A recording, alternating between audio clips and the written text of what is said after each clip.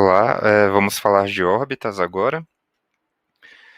Então, a parte da órbita, a parte óssea da órbita, é formada por 7 ossos. Então, superiormente nós temos o osso frontal, lateralmente nós temos o osso zigomático, que é o que faz o formato, né, da maçã do rosto, e inferomedialmente aqui nós temos a maxila. Então, juntos, esses ossos formam a rima orbitária. A rima orbitária seria essa parede aqui mais externa. Um pouco mais internamente, nós temos alguns outros ossos. Então, aqui, esse em verde seria a continuação do zigomático, aqui a maxila, e essa parte mais interna aqui seria a asa maior e a asa menor do esfenoide. Então, aqui nós estamos vendo a asa maior do esfenoide, e ela faz o contorno de duas fissuras orbitárias, né? A fissura orbitária superior e a fissura orbitária inferior. Fica esse formato de bumerangue aqui. E a asa menor do esfenoide vai fazer a parede aqui do canal óptico. Então, nós temos aqui as duas asas que elas meio que margeiam as fissuras e o próprio canal óptico, né? Aqui para a lateral, a gente tem a lâmina papirácea, então é o osso etimoide, né? A lâmina papirácea do osso etimoide. E nós temos dois ossos menores, né, que fazem parte também. Aqui mais anteriormente a gente tem o osso lacrimal, que inclusive vai fazer as paredes da fossa lacrimal, e com uma contribuição bem pequena, o osso palatino. Então, juntos esses ossos formam as paredes da órbita. As paredes mais frágeis, eu acho que a gente tem que lembrar aqui, é a lâmina papirácea, né? O próprio nome já demonstra isso, né, em papel. Então, lâmina papirácea do osso etimoide. E também aqui o assoalho da órbita, ele é um pouco mais frágil por causa da pneumatização aqui do seio maxilar. Então, aqui o assoalho que é formado pelo zigomático, pelo, pelo osso maxilar e também com essa pequena contribuição aqui do osso palatino.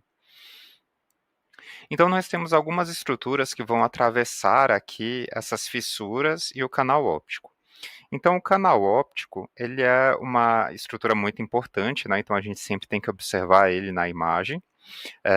Suas paredes são formadas aqui pela asa menor do osso esfenoide, e pelo canal óptico vai passar o nervo óptico e a artéria retiniana. Agora a gente tem essa estrutura aqui em formato de bumerangue, que a gente vai ter a fissura orbitária superior e a fissura orbitária inferior. Um jeito bom de lembrar é que quase tudo passa pela fissura orbitária superior, e pouquíssima coisa vai passar aqui pela fissura orbitária inferior. Então, na fissura orbitária superior, vai passar o terceiro nervo, o quarto nervo, um ramo do quinto nervo e o sexto nervo. Então, todos os nervos assim que atravessam a órbita, pelo menos no caso do trigêmeo não são todos que passam, né? Mas pelo menos um ramo dele passa. Então, tudo vai passar aqui pela fissura orbitária superior. Na fissura orbitária inferior, vai sobrar o ramo maxilar do nervo trigêmeo. Então, é importante a gente lembrar isso. Um jeito que eu acho legal de guardar é porque o ramo maxilar do trigêmeo dá origem ao nervo infraorbitário, né? Isso daí é V2 do trigêmeo, e vai dar origem ao nervo infraorbitário. Então, infraorbitário, fissura orbitária inferior. Aqui a gente está vendo o forame infraorbitário, né? Aqui o forame supraorbitário, forame infraorbitário. Então, lembrando de novo, na fissura orbitária superior, a gente vai ter a passagem do nervo oculomotor, do nervo troclear, do ramo oftálmico do nervo trigêmeo. Então, esses dois aqui são ramos motores, né? Oculomotor e o troclear, que vai inervar o oblíquo superior. Já o ramo oftálmico do nervo trigêmeo, ele é um ramo sensitivo. Então, ele é o ramo que dá sensibilidade para o terço superior da face. E o abducente. O abducente também é o ramo motor, que é do músculo reto lateral. Também vão ter as veias oftálmicas superior e um ramo da veia oftálmica inferior. Enquanto na fissura orbitária inferior, como a gente já disse, vai ter o ramo maxilar do nervo trigêmeo, na V2, e também um ramo da veia oftálmica inferior. Então, lembrar de todas essas estruturas aqui. Agora vamos falar um pouco do globo ocular, propriamente dito. Então, o globo ocular ele tem 3 camadas. A camada mais externa é a chamada de esclera, que é o branco é a parte branca, né, do globo ocular, e nessa região mais externa aqui, onde a gente consegue ver o branco do olho, a gente vai chamar ela de córnea. E essa área de transição, os oftalmos chamam de limbos, né? Então aqui, posteriormente, a gente tem a esclera, anteriormente a gente tem a córnea. É meio que a mesma túnica, né, a túnica mais externa, mas possuem nomes um pouco diferentes por causa da composição um pouco diferente da esclera, que tem que permitir, né, a passagem da luz. Já na camada média, camada intermediária, nós vamos chamar essa camada de úvea. Essa daí é a camada pigmentada, né?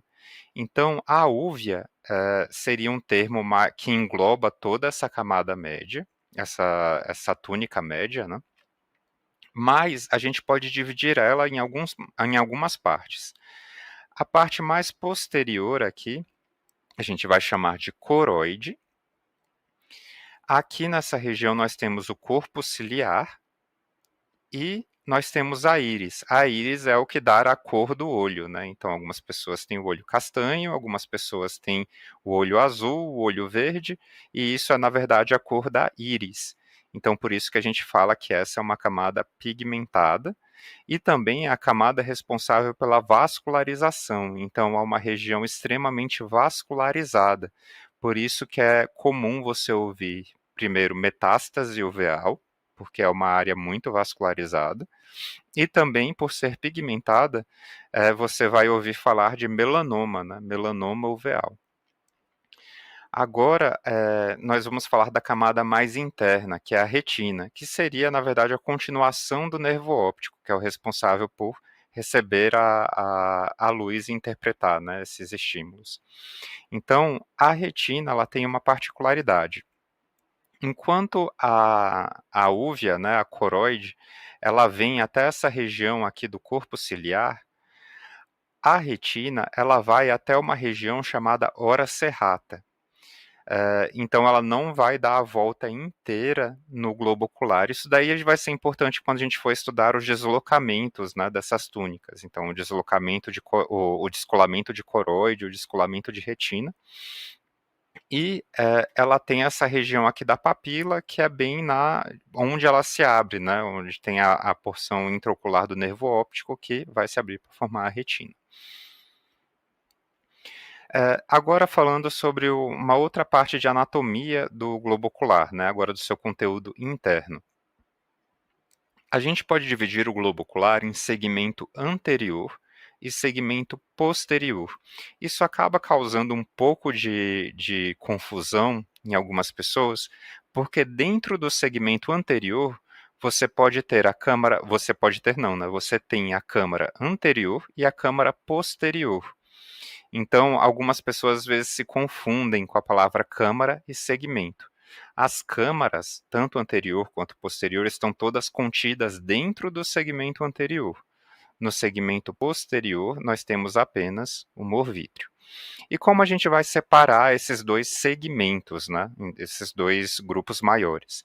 A gente vai separar pelo cristalino. Então, a gente vai traçar uma linha aqui na margem posterior do cristalino, o que está anteriormente ao segmento anterior, o que está posteriormente ao segmento posterior. E no segmento anterior, a gente vai separar mais dois componentes. A gente vai ter a câmara anterior, aqui, que está localizada anteriormente à íris, e a gente vai ter uma câmara posterior, que é bem menor aqui, localizada posteriormente à íris. Então a gente vê que a câmara anterior é bem grande e a câmara posterior é mais pequenininha. O que que acontece, por exemplo, se você tem uma lesão da câmara anterior? Tipo, você tem um trauma perfurante, vamos dizer assim. Então, essa câmara anterior vai praticamente desaparecer, então você vai ficar só com a câmara posterior. Isso, às vezes, a gente consegue ver até na imagem. No segmento posterior, a gente vai ter as camadas que a gente tinha comentado, né? Coroide, retina, esclera. E toda essa parte mais central, a gente vai chamar de humor vítreo. É o líquido que preenche, né, o segmento posterior. Algumas pessoas também chamam de corpo vítreo, porque é a região preenchida por humor vítreo, né? Então, corpo vítreo. E vocês já estão vendo aqui que tem uma estrutura residual, mediana, que vai até o cristalino.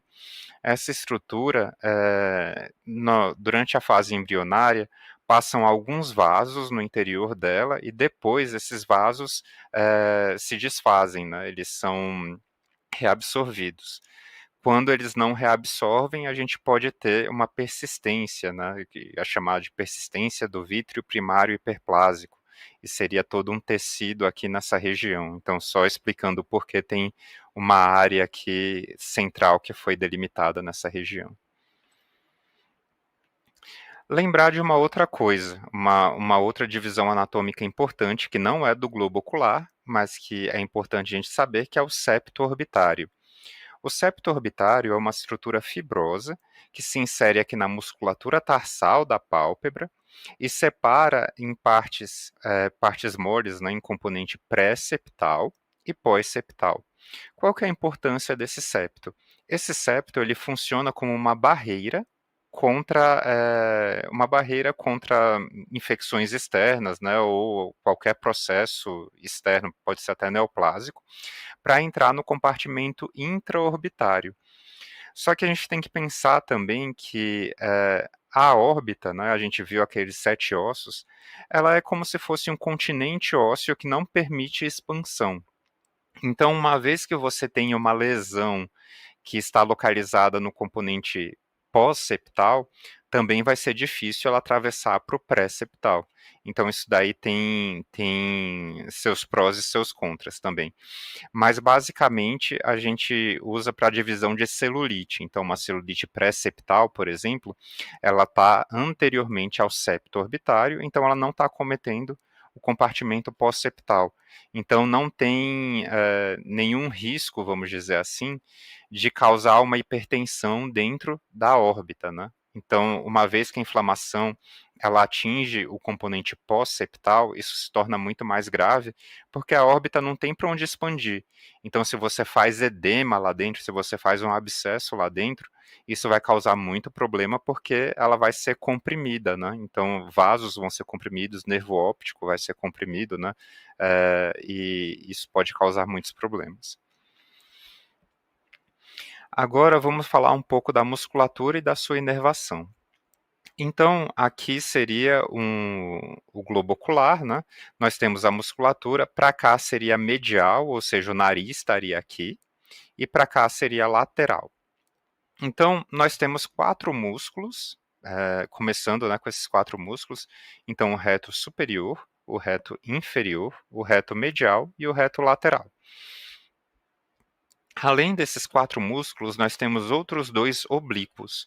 Então, o músculo oblíquo superior, que ele vem lá de trás também, se a gente olhar essa ilustração aqui, ele vem lá de trás, passa por um tendão aqui que a gente vai chamar de tróclea, e ele vai dar a volta para se inserir no globo ocular. Então, dessa maneira.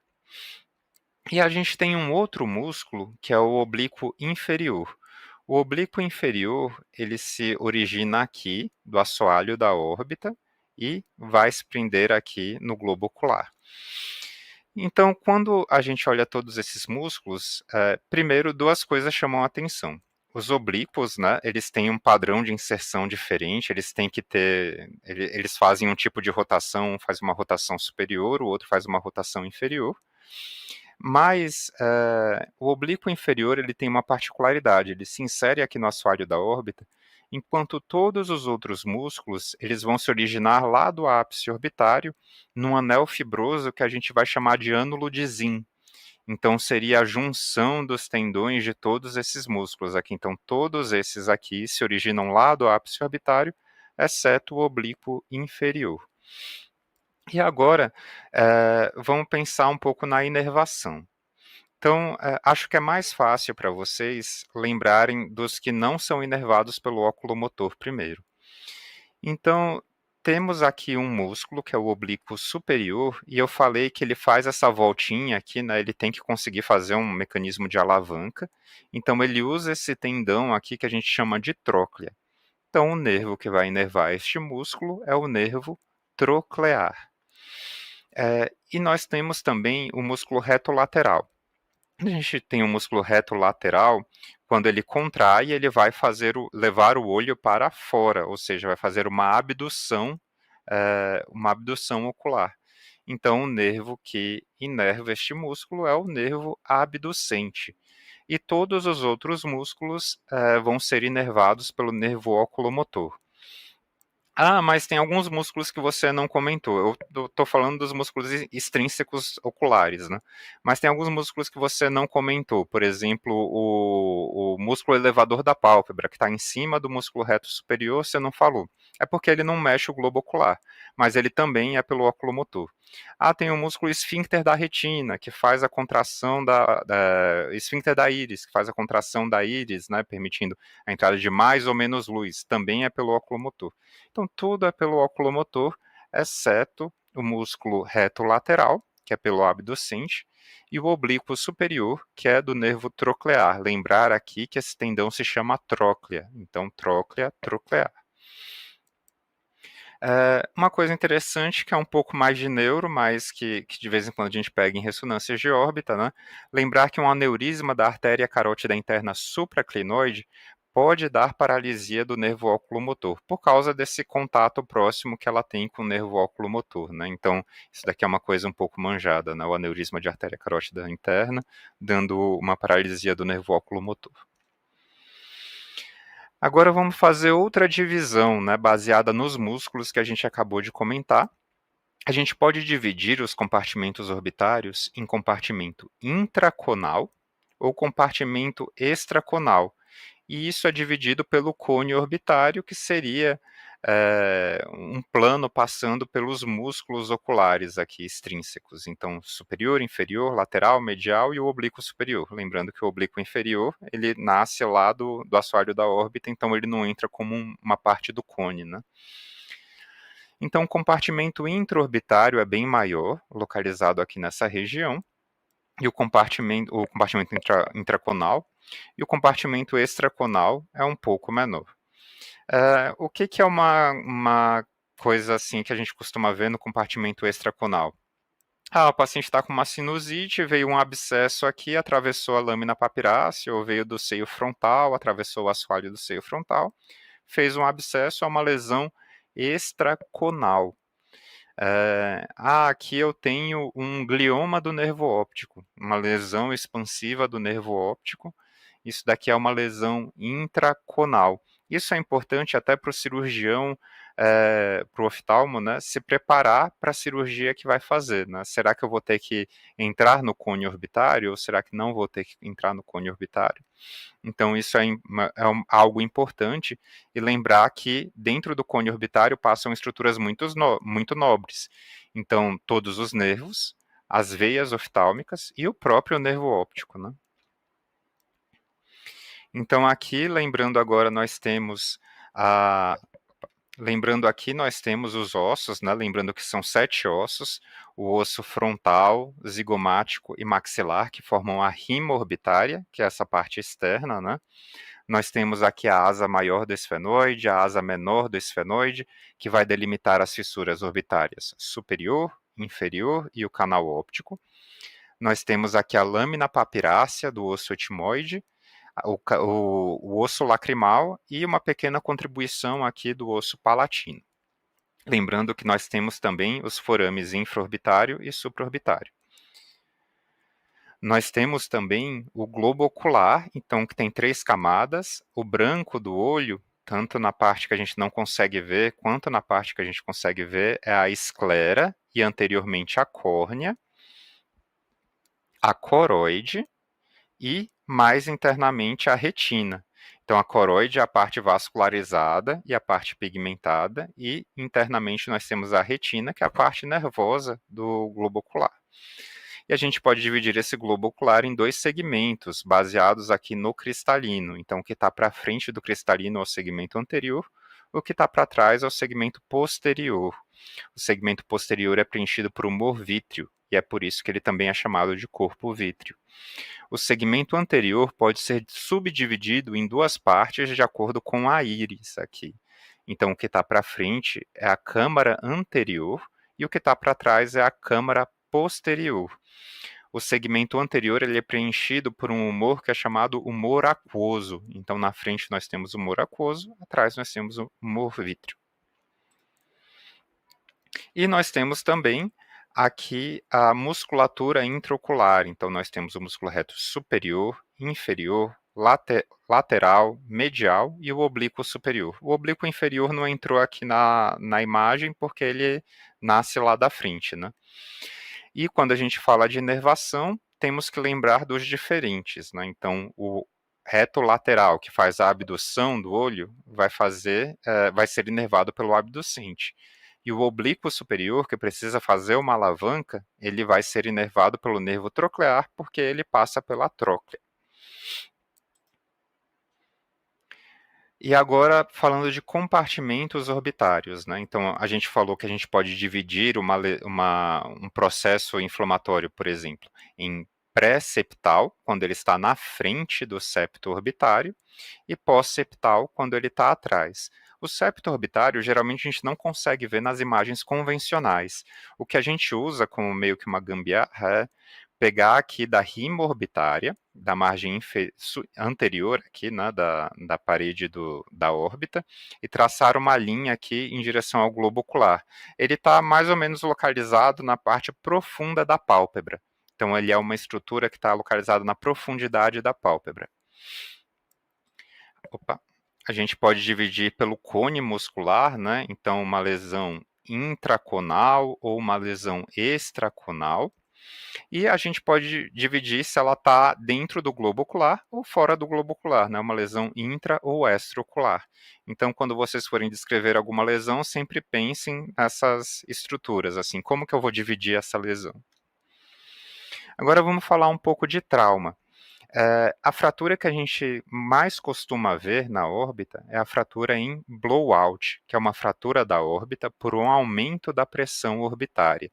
Então, isso pode acontecer por uma lesão, uma bolada, por exemplo, que é uma bola de beisebol, porque é uma imagem dos Estados Unidos. Se fosse aqui no Brasil, ia ser uma bola de futebol, pode ser uma bola de vôlei, qualquer coisa que aumente a pressão intraocular. Um soco também pode fazer isso, daí é algo muito visto em agressão. Você costuma ter a rima intacta e a fratura de uma das paredes orbitárias. Então a rima ela é uma estrutura mais rígida e também pelo próprio mecanismo de trauma, que geralmente acaba que entra, né, aumenta a pressão da órbita e a rima fica preservada. Então vai fraturar as partes mais frágeis da órbita. Pode ser qualquer parede da órbita.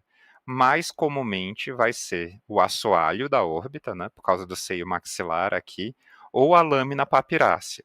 Eventualmente pode ser o teto aqui do seio frontal? Pode, mas acaba que essa parede é um pouco mais espessa do que a do seio maxilar e a lâmina papirácea, então geralmente a energia cinética já alivia com a fratura dessas outras paredes, mas eu já vi casos que fraturou aqui a parede da órbita, acontece. A parede o teto do seio da órbita, né, o assoalho do seio frontal. Então, quando ocorre esse tipo de fratura, a gente chama fratura em blowout. E o que é importante para a gente quando a gente se depara com um exame assim? Primeira coisa é avaliar a integridade do canal e forame infraorbitário. Isso agudamente pode causar dor no paciente, mas geralmente o quadro clínico mais tardio é uma anestesia do terço médio da face. Lembrar que o nervo infraorbitário ele é uma continuação do ramo maxilar do nervo trigêmeo. Então, que é o responsável pela inervação sensitiva do terço médio da face. Então, geralmente, esses pacientes se queixam de anestesia ou de uma dor, menos comumente, né, de uma dor, assim, que às vezes empontada. Então, avaliar a integridade do canal, sempre que eu vou laudar, eu falo a fratura do assoalho da órbita, eu descrevo uma fratura em blowout, né, e falo o que acometeu o canal infraorbitário, o que acometeu o forame infraorbitário, se chegou até o forame, né. Encarceramento muscular e herniação de conteúdo orbitário. Isso pode acontecer, esse caso é um caso um pouco mais dramático, né, mas isso pode acontecer em que você teve a descontinuidade aqui do assoalho da órbita, a herniação da gordura orbitária, que o fragmento foi jogado para dentro do seio, né? E aqui é o músculo reto inferior. Então a gente já vê uma deformidade e um espessamento do músculo reto inferior. Olha a comparação aqui com esse lado. E isso, essa deformidade muscular está muito associada à síndrome do encarceramento. Isso o que que é? É uma restrição à movimentação deste músculo. Quando que a gente faz esse diagnóstico? Esse diagnóstico é clínico. Por imagem, a gente pode sugerir esse diagnóstico sim. É quando você tem uma alteração do trajeto com espessamento muscular. Então, sempre que eu vou falar de encarceramento, eu falo, tudo bem que nesse caso assim, é um caso tão dramático que você pode ser mais assertivo, assim. Mas geralmente o que a gente vê são casos um pouco mais sutis. Então, nesses casos mais sutis, eu geralmente falo que tem esses sinais e que isso pode estar associado ao encarceramento, mas depende da avaliação da motricidade ocular. Também pode estar associado a hemocinos, né? Então, no canal infraorbitário, a gente também tem a artéria, a veia infraorbitária. Então, você pode ter um sangramento, né? E um hemocinos. E o enfisema, às vezes você fica com um extenso enfisema palpebral aqui nessa região. Aqui é um outro caso de fratura em blowout, mas agora da lâmina papirácea. Você vê que é um caso um pouco mais sutil, né? Mas ainda assim você tem, ó a comparação aqui, com o músculo reto medial desse lado, e o músculo reto medial desse lado, ele está espessado, tracionado, então isso daqui pode estar relacionado a um encarceramento muscular, né? Pode ter uma restrição da movimentação ocular. E outra coisa interessante, se vocês verem, esse globo ocular está um pouquinho para frente, e esse globo ocular está um pouco para trás. Então, não sei se vocês conseguem perceber isso, mas tem até uma densificação superficial aqui, né? Mas o globo ocular ele está mais para trás que o outro. Isso acontece porque quando você tem uma fratura em blowout, você tinha aquele continente orbitário ósseo que foi expandido. Então, abriu aqui esse continente orbitário, o conteúdo intraorbitário vamos dizer, esparramou um pouco, né? E com isso, o globo ocular ele retrai. E isso leva a uma coisa que a gente chama de enoftalmo, é quando o globo ocular fica mais profundo. A gente chama de exoftalmo, quando o globo ocular está mais para frente, né, a proptose ocular, mas enoftalmo, quando o globo ocular ele fica retraído. Agora eu vou falar de alguns outros exemplos de trauma ocular. Então aqui nós temos a laceração da córnea, lembrando que a córnea continua para trás aqui com uma esclera, né? E às vezes você tem um trauma perfurante, o paciente não consegue nem abrir o olho, né? Então é pedido um exame de imagem para ver se tem corpo estranho. Você pode não encontrar um corpo estranho, mas ao avaliar a imagem, toma muito cuidado, né? Geralmente vem com um quadro clínico, a gente fica procurando fratura, fica procurando corpo estranho e esquece de avaliar o globo ocular com cuidado, principalmente essa região que às vezes a gente acha que não dá para ver nada, mas olha a comparação, o cristalino, ele está tocando aqui a parede anterior da órbita, né? Então teve uma laceração da câmara anterior, e ela está colada no cristalino, né? Então você teve uma laceração da córnea, né? Com saída do humor aquoso e colabamento da câmara anterior. Isso daí é um diagnóstico que a gente tem que fazer porque, dependendo do caso, do tipo de lesão, o exame físico está completamente prejudicado. E o oftalmo está contando com a gente para ajudar a fazer esse diagnóstico.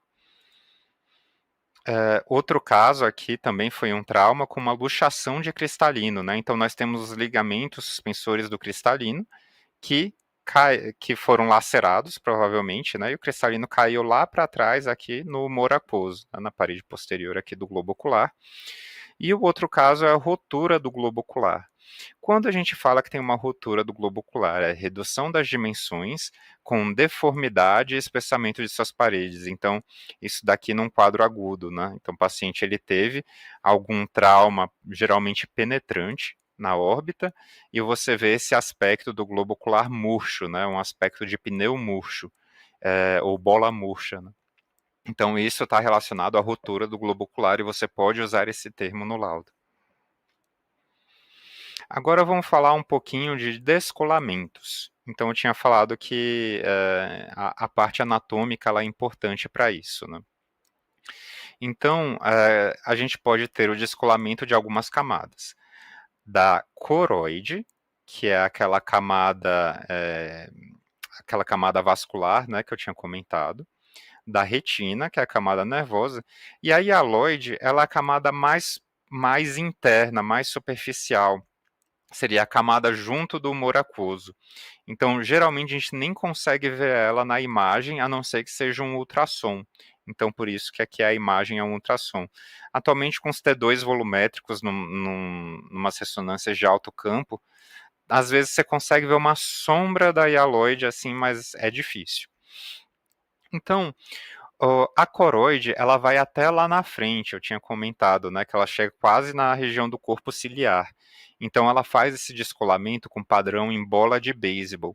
E você vê que ela não chega na região da papila óptica, porque essa região aqui é da retina, né? O nervo óptico se abre para formar a retina. Já a retina, ela vai até uma região que a gente chama de hora serrata. Se fosse um relógio, a gente ia falar que é das 10h10, né? Então, 10 aqui, 2 horas aqui. E ela faz esse padrão em V porque ela se insere, né, na papila óptica. Então, a retina ela nasce dessa região. Então, ela não pode fazer um descolamento com esse padrão aqui, porque ela sempre vai nascer aqui da papila óptica. Então, ela faz um descolamento em forma de V. Então, olha aqui o descolamento da retina. Isso daqui é um axial flare, né? Então, a gente está vendo um alto sinal aqui no flare, e a gente vê esse padrão em V. É um descolamento bem grande, na verdade, né? Mas a gente está vendo esse padrão em V. Aqui na tomografia deve ser um sangramento não tão antigo, né? Então a gente está vendo ele hiperatenuante ainda, e a gente vê esse padrão em bola de beisebol aqui. E aqui o descolamento da hialoide, ele é um descolamento diferente de todos, que ele descola de uma maneira uniforme todas as paredes do globo ocular. Então, quando você vê um descolamento que ele não obedece esses dois padrões, pensa no descolamento de hialoide. Falando um pouco de infecção, a gente, a celulite, né, o principal representante, e a gente pode dividir a celulite em pré-septal e pós-septal. Isso é dividido de acordo com o septo orbitário. Então, aqui está uma representação: a pálpebra, o septo orbitário se insere aqui na musculatura tarsal e protege o compartimento pós-septal, compartimento intraorbitário, aqui propriamente dito. Então, isso daqui é uma infecção que ainda não está complicada, porque está pegando meio que a pele, subcutâneo. À medida que ela atravessa aqui o septo orbitário, isso daqui pode se tornar uma sinusite complicada. E a celulite, ela em 60% dos casos, celulite orbital, em 60% dos casos é relacionada à sinusite, né? Então, a gente vê que os seios da face, eles têm uma parede muito fina, então é fácil atravessar para ir em direção à órbita. Então, pode vir tanto do seio etimoidal, atravessando a lâmina papirácea, do seio frontal, no teto da órbita. Também pode vir do seio maxilar, mas é mais raro. Geralmente é do seio etimoidal e um pouco menos comum que o seio etimoidal é o seio frontal. O seio etimoidal é disparado mais comum por causa da lâmina papirácea, que é fina que nem papel. Isso acaba levando a um espessamento e densificação dos planos adiposos, que é a celulite. Existe essa classificação de Chandler, de classificação de infecções orbitárias. Ela já foi pedida uma vez na prova do CBR. Eu sou meio contra. Na verdade, eu não conheço ninguém que laude falando a classificação de Chandler. No livro do CBR não fala sobre a classificação de Chandler, Mas, enfim, pediram e é a vida, né? Então, vou deixar aqui para vocês saberem. Então, a gente tem a classificação de Chandler. Inicialmente, é uma celulite pré-septal, então esse seria o tipo 1, e vai piorando, né, à medida que os tipos vão indo para números maiores. Então, a tipo 2 seria uma inflamação pós-septal. O tipo 3 é um abscesso, né? Então você tem pus, é um abscesso aqui. Se a gente fosse pensar o cone orbitário, isso daqui seria a lâmina papirácea, né? Então você tem um abscesso subperiosteal, é um abscesso contido, né, pelo periósteo. Um abscesso difuso já, que saiu, não é mais subperiosteal e está acometendo o cone orbitário. E, por fim, um acometimento aqui do ápice orbitário, né? Então você pode ter trombose do seio cavernoso. Isso que a gente tem que pensar no tipo 5, que seria realmente o mais grave de todos, né? A complicação mais grave de todas. Então, vamos ver aqui.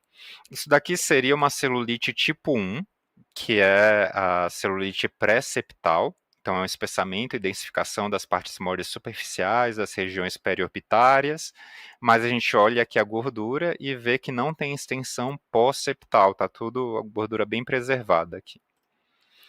O tipo 2 seria já uma densificação, né, uma extensão do processo inflamatório para o compartimento pós-septal. Então, quando a gente compara aqui a gordura do lado esquerdo, olha como a do lado direito está densificada, você vê que já tem uma proptose, né? O globo ocular aqui desse lado está um pouco mais para trás, o globo ocular daqui está um pouco mais para frente.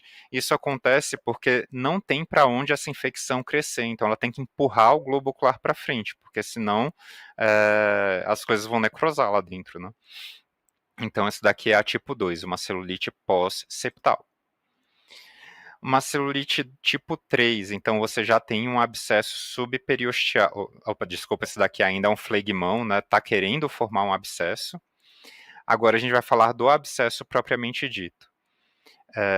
Seria atravessando aqui a lâmina papirácea. Vocês têm que tomar muito cuidado com isso, porque às vezes passa no exame. Você fala da celulite, fala que tem uma densificação, mas esquece de olhar com cuidado aqui o contorno medial da lâmina papirácea. Se vocês compararem, né, com o contralateral, vocês conseguem ver que vai ter um deslocamento do músculo reto medial. Então, sempre que vocês estiverem avaliando o exame para isso, olhem com muito cuidado as adjacências da lâmina papirácea, porque eu já vi muita gente perder esse diagnóstico. Então, nesse caso aqui, é uma ressonância magnética pós-contraste com supressão de gordura, né, um T1 pós-contraste com supressão de gordura. A gente vê espessamento e realce, né, das partes moles superficiais aqui. A gente vê que esse espessamento e realce se estende para o interior da órbita, então celulite pré e pós-septal.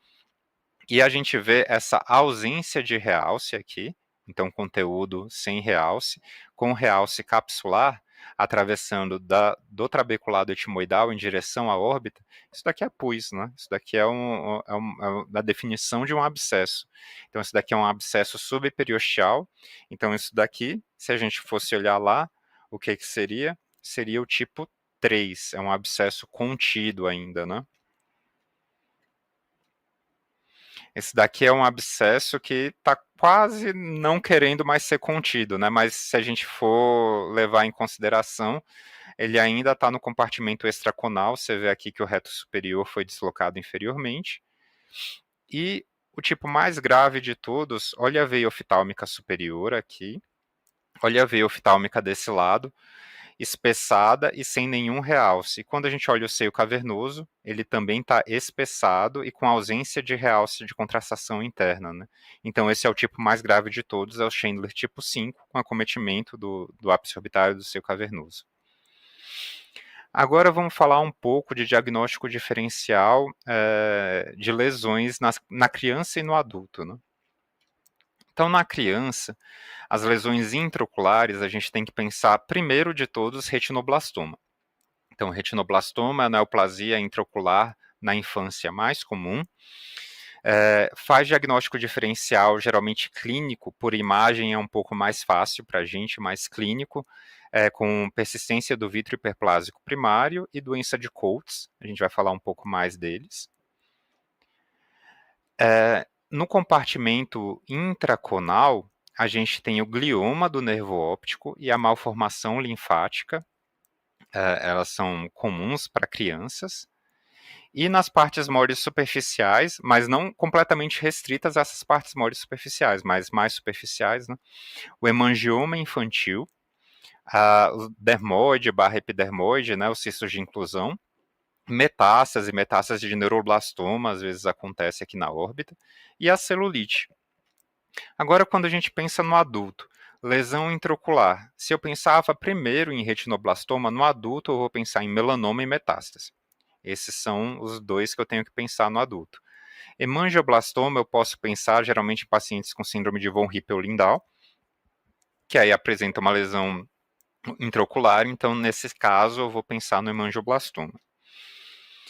No compartimento intraconal, eu já não vou mais pensar tanto em glioma do nervo óptico, eu vou pensar mais em meningioma. E vocês estão vendo que essas são doenças do nervo óptico, e quando a gente pensa no nervo óptico, a gente pensa como se fosse uma lesão central, né? Então, o nervo óptico ele é uma extensão do encéfalo. Então, a gente vai pensar em glioma, não vai pensar em chivanoma, eu vou pensar em meningioma, né, do nervo óptico. A gente vai pensar na malformação venosa, ao contrário da malformação linfática. Varizes também podem acontecer, linfoma e síndrome orbitária inflamatória idiopática, né? Então, vamos falar um pouco de doenças multicompartimentais. Primeiro, vamos começar com a oftalmopatia endócrina. Então, oftalmopatia endócrina, que também é chamada de oftalmopatia distiroidiana ou doença de Graves. É a causa mais comum de proptose ocular em adultos. Então, você vê um adulto com proptose ocular, a primeira coisa que você vai pensar é nisso. Se tem oftalmopatia endócrina, será que ele tem exames laboratoriais dos hormônios tiroidianos? E 90% dos pacientes têm hipertireoidismo. Nesses em que ele já vem com os dados clínicos, tá ótimo. O problema é quando não vem com os dados clínicos. E a patogênese ocorre um depósito de glicosaminoglicanos e uma adipogênese. Então você tem esse depósito de glicosaminoglicanos, geralmente na musculatura e às vezes até na gordura orbitária, junto com a adipogênese, e esses dois juntos vão levar a proptose ocular. O acometimento mais comum é bilateral. Isso é importante porque a gente vai ver que alguns diagnósticos diferenciais, o acometimento é mais comumente unilateral. Então, esse é o clássico de um paciente com oftalmopatia endócrina ou doença de Graves. E vocês vão ver que a musculatura segue um padrão que é chamado de Ames Law, que seria a ordem em que os músculos são acometidos. Ele tem uma preferência pelo inferior, vai para o medial, superior e aí lateral e oblíquo. Então, mesma coisa aqui. Inferior, medial, superior, lateral, e quando a gente vê, realmente estão todos meio espessados, mas esses dois aqui, o inferior e o medial, eles estão predominantemente acometidos, né? Então, a gente fala desse mnemônico Ames Law. E uma característica do acometimento muscular na oftalmopatia endócrina seria o espessamento aqui do ventre muscular com relativa preservação do tendão. Então, olha, aqui o tendão está até um pouco espessado, mas quando a gente compara com o ventre muscular, teve uma relativa preservação desse tendão. Isso para os americanos, né, que gostam, tem um sinal chamado que é o sinal da garrafa de Coca-Cola. Então aqui, porque ela é gordinha aqui mais no meio e mais fininha aqui para cima. E ele poupa a inserção tendínea. Isso daí também é importante para fazer diagnóstico diferencial com outras doenças. Agora a gente vai falar da síndrome inflamatória idiopática orbitária. Isso daí também é chamado de pseudotumor orbitário. É um diagnóstico muito difícil, assim, geralmente no papel da imagem é levantar a bola, mas nunca a gente consegue fechar o diagnóstico porque tem muitos diagnósticos diferenciais. Então, é a causa mais comum de proptose ocular dolorosa em adultos. Então, o quadro clínico, ele é característico e ajuda muito no diagnóstico. Então, não tem como fazer esse diagnóstico sem ter a ajuda do quadro clínico. Então, ela é a causa mais comum de proptose ocular dolorosa em adultos, tipicamente aguda e unilateral. Então, a gente já vê que tem algumas diferenças do Graves, né? É dolorosa, é aguda e é unilateral. Graves é uma doença de depósito que vai anos aí. O paciente vai se apresentar com dor, eritema e edema, e, como característica, tem uma resposta dramática ao tratamento com corticoide. Mas por que então ela é tão difícil de diagnosticar? Porque ela pode se apresentar de múltiplas maneiras. Ela pode se apresentar como uma dacrioadenite, então um aumento difuso e com realce da glândula lacrimal. Ela pode se apresentar na forma miosítica, que é um espessamento do ventre muscular. Nesses casos, o diagnóstico diferencial com Graves é muito importante.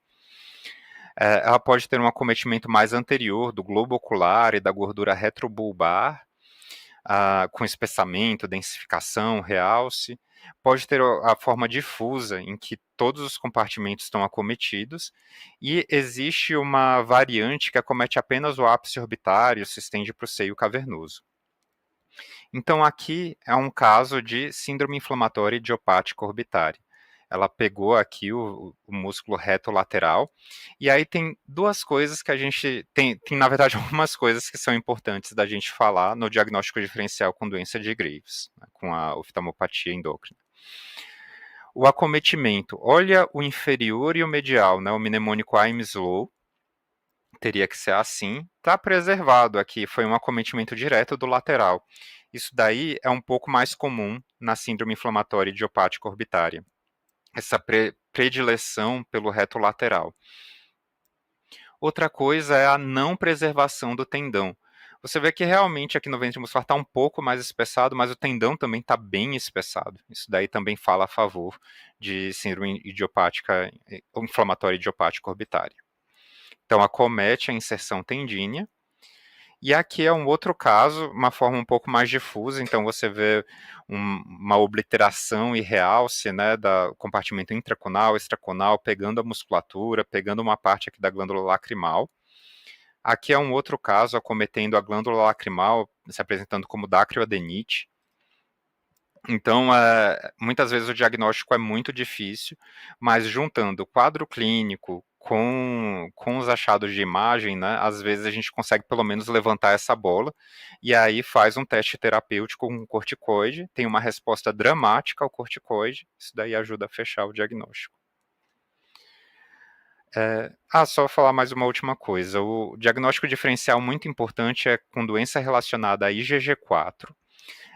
Isso, antigamente, IgG4 era considerada uma parte da síndrome inflamatória idiopática orbitária, mas agora é vista como uma doença em separado. Diferenças importantes. IgG4 não costuma ter esse quadro doloroso. Esse quadro doloroso agudo não é comum no IgG4. E ela tem uma predileção a acometimento extraorbitário. Então, vai ter acometimento das glândulas submandibulares, vai ter disseminação perineural, né? Então, acometimento do nervo infraorbitário. Isso na órbita é muito característico de IgG4 e fala a favor mais de IgG4 do que síndrome inflamatória idiopática orbitária. A síndrome de Tolosa-Hunt é considerada por alguns uma variante da síndrome inflamatória idiopática orbitária. Então, ela é considerada como uma variante do ápice orbitário e seio cavernoso. Ela é chamada de oftalmoplegia dolorosa. Então, o paciente tem uma restrição à movimentação ocular com muita dor. Então, o quadro clínico é uma dor periorbital unilateral associada à restrição da movimentação ocular. Desculpa. Aqui a gente consegue ver um paciente que foi diagnosticado com Tolosa-Hunt. A gente vê um tecido realçante aqui acometendo o ápice orbitário, se estendendo ao seio cavernoso. Um corte aqui pegando, olha o seio cavernoso do lado direito, olha o do lado esquerdo, né, espessado e realçando. Aqui no coronal, às vezes, é bom para ver também, olha o seio cavernoso aqui bem fininho desse lado e aqui bem espessado, né? Então, esse daqui é o clássico de Tolosa Hunt. E por que que tem a restrição à movimentação ocular? Se a gente se lembrar do seio cavernoso, a gente vai ver que aqui passa a artéria carótida interna, né? E na margem lateral, aqui a gente vai ter o oculomotor, o nervo troclear, aqui V1 e V2, né? E o nervo abducente. Então, no Tolosa Hunt, você tem um tecido inflamatório acometendo o seio cavernoso e acaba levando a uma compressão desses nervos. E isso leva a oftalmoplegia e o quadro doloroso. Linfoma é um diagnóstico diferencial muito importante também, principalmente da síndrome idiopática inflamatória orbitária. Então, o mais comum é o linfoma não Hodgkin de células B, o subtipo MALT, né, ligado à mucosa, e em pacientes com mais de 60 anos e geralmente indolor. Então, a gente já vê algo que vai ajudar muito no nosso diagnóstico diferencial, é um quadro indolor. Faz diagnóstico diferencial com SIO, com doença relacionada a IgG4 e com tumores de glândula lacrimal. Porque o mais acometido é a glândula lacrimal, e você leva uma lesão expansiva dessa glândula, acomete a glândula lacrimal em 40% dos casos. Geralmente vai ter um sinal intermediário para baixo em T2 e uma restrição à difusão com baixo ADC. Isso aqui vai ser o que mais vai ajudar a gente. O ADC muito baixo, geralmente abaixo de 0,7, fala muito a favor de linfoma. Então aqui, olha a restrição do encéfalo, que é uma estrutura extremamente celular, e olha a restrição aqui da glândula lacrimal. Está restringindo muito mais que o encéfalo, então é uma lesão muito mais celular que o encéfalo. Né?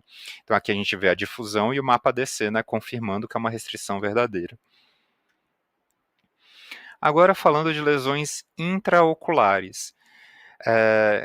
Lesões neoplásicas, eu quero que vocês lembrem. Pediátrico, retinoblastoma. No adulto, melanoma e metástase. Isso é muito importante para vocês terem em mente. Então, o retinoblastoma é o tumor intraocular mais comum da infância. Geralmente vai se apresentar como leucocoria, ou seja, quando você joga o flash, né, a criança vai tirar uma foto, e aí às vezes você vê o olho vermelho, porque é pela transparência, né, chegando até a coroide, então a coroide extremamente vascularizada, mas você tem uma lesão obstruindo a coroide, então ela aparece como branca. Então, por isso que a gente tem a leucocoria, né, leuco de branco. Ele é unilateral em 60% dos casos e pode ser bilateral em 40%. Lembrando que quando você encontra um, você tem que procurar outro. E se você encontrar dois, também procura com muito cuidado na região da pineal e da supracelular, porque você pode ter o tumor ou quadrilateral. Lembrar que calcificações é um achado muito característico de retinoblastoma. Então, lesão intraocular na infância, pensar em retinoblastoma. Lesão intraocular calcificada na infância, praticamente, praticamente é um retinoblastoma. É muito raro você ter algo que não seja um retinoblastoma. Então, o que aqui na imagem a gente vê essa lesão grande calcificada e a gente vê que já tinha uma menorzinha aqui bilateral. Então, aqui a gente está vendo uma ressonância magnética, um corte em T1, sem supressão de gordura, né? Então, nós estamos vendo aqui uma área de descolamento da retina, um pedacinho do V, só que no outro pedacinho a gente vê uma lesão com hipossinal, heterogêneo, umas áreas de mais marcado baixo sinal. Quando a gente faz uma sequência T2, a gente vê também aquela área de descolamento e uma lesão nodular heterogênea aqui. E o pós-contraste, essa lesão tem um realce heterogêneo. Mas isso daqui não é retinoblastoma também? Então vamos voltar para o T1 e a gente vê que isso daqui já era hiper no T1. Então isso daqui não é um realce verdadeiro. Isso daqui é apenas a persistência do hipersinal em T1, que é o conteúdo hemático. Você vê que ela não tem um formato nodular, né? Ela tem um formato até de retração, como o folheto tivesse tentando segurar esse descolamento, né? A ressonância magnética é o método de escolha para estadiamento do retinoblastoma, porque a gente tem que ver se tem extensão extraocular e principalmente para o nervo óptico. Então, O método de escolha é a ressonância magnética. Como diagnóstico diferencial, a gente tem a doença de Coates, que é uma doença teleangiectásica da retina. Ela leva uma leucocoria unilateral em 80 a 90% dos casos, e isso é um diagnóstico muito importante do retinoblastoma, porque também é uma doença que dá leucocoria. Então, clinicamente, o oftalmo vai ver do mesmo jeito. Só que aí, quando você faz a imagem, você não tem uma lesão expansiva, você não costuma ter calcificação, e você vai ver um exudato heterogêneo e geralmente até uma redução das dimensões do globo ocular, ao contrário do retinoblastoma, que às vezes até aumenta, né, dependendo do tamanho da lesão. Então, esse daqui é um caso de doença de Coates. Você vê o globo ocular preenchido por esse exudato, né, uma doença teleangiectásica, então um exudato hiperproteico, e você vê até a redução das dimensões do globo ocular. Você vê que falta lesão. Cadê a lesão expansiva aí dentro? Não existe, né? Então, isso é a doença de Coates. E um diagnóstico diferencial bem importante é a persistência do vítreo hiperplásico primário. Então, se apresenta como microoftalmia e leucocoria unilateral. Então, também vai se apresentar com leucocoria, também é o diagnóstico de retinoblastoma. Mas é a falha na regressão do sistema vascular hialoide. Se vocês lembrarem que eu falei lá atrás, tinha esse sistema vascular hialoide que passa na linha mediana do globo ocular, que vai da parede posterior até o cristalino. E quando você tem essa falha na regressão, você vai ter um tecido retrolental. Retrolental é atrás do cristalino, atrás da lente, né? E ao longo do canal de Cloquet, que é como se chama esse canal que deveria regredir. E isso dá um aspecto de taça de Martini. Então, quando você faz um T2 volumétrico, olha o tecido aqui atrás do cristalino e faz um aspecto aqui de taça de Martini, o tecido retrolental. Você vê que o cristalino geralmente fica um pouco disforme também. Então, você tem um globo ocular com dimensões reduzidas, um cristalino um pouco disforme, o tecido retrolental com aspecto em taça de Martini. Aqui não é bem um Martini, né, mas é uma taça de Martini. Agora, falando do adulto. Então, melanoma uveal é o tumor intraocular primário mais comum do adulto. Ele é o tumor intraocular primário mais comum do adulto. Lembrar que a metástase é o tumor intraocular mais comum. 90% tem origem na coroide, levando a uma perda de campo visual. Achados de imagem. Se é melanoma, tem melanina, e se é melanina, tem hipersinal em T1. Então, você vai ver uma lesão com hipersinal em T1, e lesões caracterizadas dessa maneira são muito raras, né? Então, já é a lesão mais comum. Então, se você vê uma lesão com hipersinal em T1 no globo ocular, pensar em melanoma. Não confundir descolamento de retina com conteúdo hemático com uma lesão verdadeira, né? Geralmente a sequência de subtração ajuda muito a fazer esse diagnóstico. Então, hipersinal em T1 melanina em 70% dos casos. Em alguns casos, você não vai ter a melanina, né? Você vai ter um melanoma amelanótico.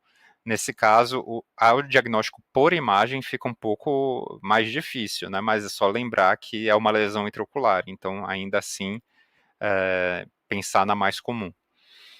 Geralmente tem descolamento de retina associado, é muito comum. Novamente a gente vê aquele aspecto de descolamento em V. E ele vai ter um aspecto ou lenticular ou em cogumelo.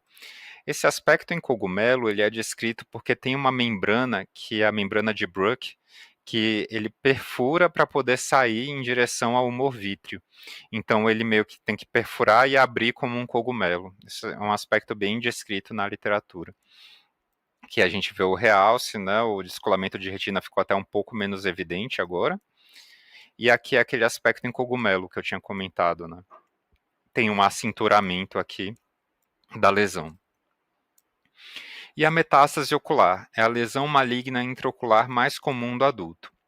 Então, coroide é o sítio mais comum de metástase oftálmica, ela é extremamente vascularizada, e as lesões responsáveis, né, mais comumente responsáveis, são a mama, em 40 a 53% dos casos, e o pulmão, em 20 a 29% dos casos. Então, você vê lesões intraoculares, uma mais anterior, uma mais posterior, mas quando você vê o encéfalo, você vê também múltiplas metástases aqui encefálicas. Agora, falando um pouco de lesões extraoculares. Vamos falar um pouco de anomalia vascular. Então, a anomalia vascular ela pode ser dividida em tumor vascular, que seria uma lesão tumoral, né, uma lesão neoplásica verdadeira, não necessariamente maligna, mas apenas uma neoplasia mesmo, no sentido que as células estão se proliferando. E podemos ter os tumores benignos, como o hemangioma infantil, o hemangioma congênito, uma lesão borderline, como o hemangioendotelioma, ou uma lesão maligna, como o angiosarcoma. O mais comum de todos na infância é o hemangioma infantil. E acabou que esse ficou um nome um pouco difícil, porque a malformação venosa antigamente era chamada de hemangioma cavernoso. Então, isso levou a muita confusão no diagnóstico, porque às vezes a gente falava, é um hemangioma. E aí queriam tratar a criança como se fosse um hemangioma cavernoso. Então, atualmente, a Sociedade Vascular ela está tentando separar isso e ela fala para chamar de hemangioma apenas o hemangioma infantil, e não mais a malformação venosa como hemangioma também. Então, isso daqui é uma lesão neoplásica verdadeira, benigna, né? E as malformações vasculares. E nós temos as de baixo fluxo, como malformação venosa e a malformação linfática. A malformação venosa, que antigamente era chamada de hemangioma cavernoso. Ou combinada, você tem componente dos dois, a malformação venolinfática. Você também pode ter as de alto fluxo, como malformação arteriovenosa. Então, você tem uma artéria nutridora, uma veia que drena e um nidus, que forma quase o maior componente da lesão. Ou uma fístula arteriovenosa, que pode ser inclusive traumática, né? O hemangioma infantil, ele é o tumor mais comum da infância na cabeça e pescoço. Ele aparece como uma lesão avermelhada e lobulada nas primeiras semanas da vida. E ele tem um quadro clínico, né, muito característico, que é uma fase proliferativa nas primeiras semanas de vida e uma fase involutiva ao longo de anos. Então, ela cresce por um tempo e depois regride. O hipersinal em T2, isso daqui eu deixei com um asterisco, não a T2 estrela, né? Eu deixei como um asterisco porque é um hipersinal em T2, mas é um hipersinal um pouco mais para intermediário. É diferente, por exemplo, do hipersinal que a gente vai ver na malformação venosa, que é um hipersinal de fluido, de líquido. Esse hipersinal já é um hipersinal de uma lesão um pouco mais celular. E tem presença de flow voids, né? Então, lembrar que é uma neoplasia, está proliferando o endotélio e está fazendo vasos lá dentro. E leva a um intenso realce precoce. Isso vai ser muito importante no diagnóstico diferencial com malformação venosa, por exemplo. A característica do hemangioma infantil é, na primeira aquisição pós-contraste que você faz, já tem um intenso realce homogêneo dessa lesão, enquanto na malformação venosa você faz uma fase pós-contraste, realçou muito pouco. Você faz uma outra fase pós-contraste, vai ter um enchimento globuliforme. E você faz uma outra fase, uns 5, 10 minutos depois, e aí vai começar a ter um realce homogêneo. Então, o padrão de realce é extremamente diferente. E isso é muito importante porque são tratamentos diferentes e padrões de imagem diferentes. Então, a gente não pode confundir um com o outro. Então aqui é como aparece essa lesão, né? Então uma lesão lobulada, avermelhada, né? Em morango ou framboesa, e tem esse padrão de fase proliferativa nas primeiras semanas de vida e uma fase involutiva ao longo de anos. Aqui no T2 você vê que é um T2 mais para intermediário, né? Mas olha esses vasinhos aqui dentro. Isso daqui são os flow voids, são os vasos com alto fluxo, mostrando que é uma lesão altamente vascularizada. Aqui é um outro hemangioma, a gente vê que está pegando quase a região da glândula lacrimal, né? Baixo sinal em T1, alto sinal em T2, mas sinal meio intermediário, com intenso realce pós-contraste. Agora, a malformação linfática, ela também acontece nas crianças, né? E é um erro congênito na formação dos vasos linfáticos. Antigamente, ela era denominada como higroma cístico ou linfangioma, mas atualmente a gente chama em conjunto como uma malformação linfática. É uma lesão com sinal de líquido e sem realce pelo contraste. O sinal característico é um sangramento intralesional, levando a um aumento abrupto das dimensões e formação de nível hemático. Então, o diagnóstico, quando é feito nessas alterações agudas, é bem característico. A criança vem com uma proptose aguda, e quando você faz o exame, você vai ver lá várias lojas formando nível hemático, né? Você vê que é um conteúdo hemático depositado. Isso é praticamente patognomônico de uma malformação linfática. Então aqui vocês estão vendo múltiplos cistos bem pequenininhos, né, já formando aqui nível hemático neles, e quando você faz o pós-contraste, você praticamente não tem realce. Você pode ter um pouco de realce nas septações desses cistos, mas não um realce sólido propriamente dito. Isso daqui é uma lesão microcística, e aqui você vê que os cistos já são bem maiores, né? Então, isso daqui é uma lesão macrocística, até já com conteúdo hemático. Aqui a gente vê a formação de nível líquido. Isso daqui já seria uma lesão macrocística. Não tem um consenso para falar o que é microcístico, o que é macrocístico, mas na literatura geralmente consideram em torno de 1 centímetro. Maior que isso é macro, menor que isso é micro. Agora, falando da malformação venosa. Saímos da criança e agora estamos falando de adulto. Malformação venosa é uma lesão de adulto, na órbita, pelo menos. A lesão orbitária mais comum do adulto e a mais comum em mulheres. Antigamente era denominada de hemangioma cavernoso. Hoje, quando eu laudo uma malformação venosa, eu falo isso é uma malformação venosa e antigamente, entre parênteses, né, antigamente denominada de hemangioma cavernoso. Porque às vezes você vai estar fazendo um laudo para um médico que não está tão familiarizado com esses diagnósticos diferenciais, com essa nomenclatura mais atualizada.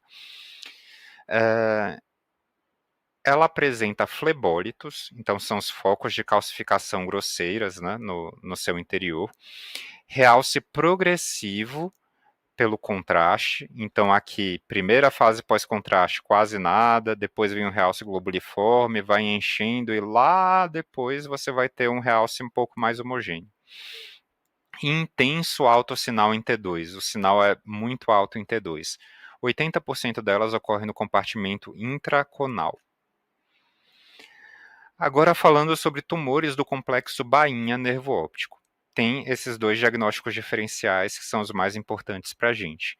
O glioma, que é mais comum na infância e está associado à neurofibromatose tipo 1, e o meningioma, que é mais comum em adultos e que está um pouco associado à neurofibromatose tipo 2.